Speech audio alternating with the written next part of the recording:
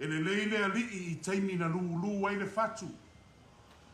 E sili atu ona le lei I le taimi o Seleselega. O tau sila sila le nei tae au. I le tali manino mai o le atua.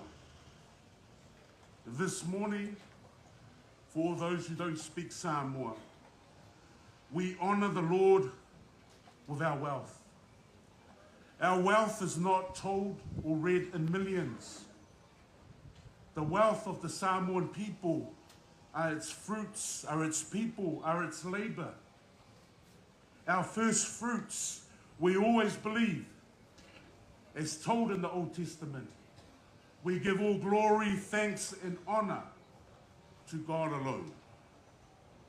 When we crave God's blessings, then we crave God alone. The two go hand in hand. But sometimes we crave the blessings, but we don't crave God himself. Before there is a reward, there is always labor. When we sow in tears, we reap with joy. O opu ia, wa laulau vivilu ai tātou Samoa, pea e lulu maloi mata malingi ma le afu sisina, e te sele ma le oli oli. A pea e aunga tā ma pai e le se me te sele. When you ask God for a harvest, God will ask you, are you prepared to work? When you ask God for a harvest, he will ask you, where is the seed? E le se winga I nau ai le Seleselega, a le o tā pena tātou e lulu. E le se winga e te talo ai, lea tū wai whasusu mai, le lingi mai o Faamanuianga, ai tātou aunga te tā e ngā lulue.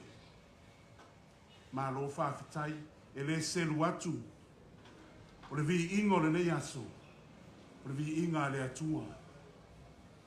Ai tau lava lea, mā lo lava le ngā lulue, o te vai atu e tau la mua ma solo mua, I toe uru teia po au sina o nuu, ma fio anga, nei ngā luenga le lei.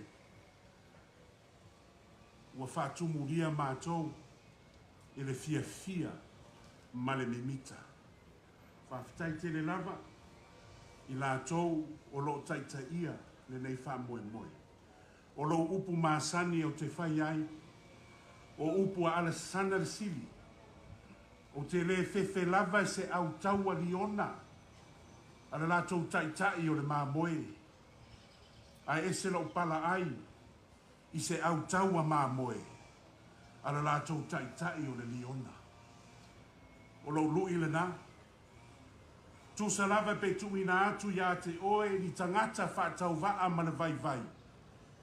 A pe a liona, ma loto toa, ma e loto nuu, e manu mālo le au tau le nā a māmoe.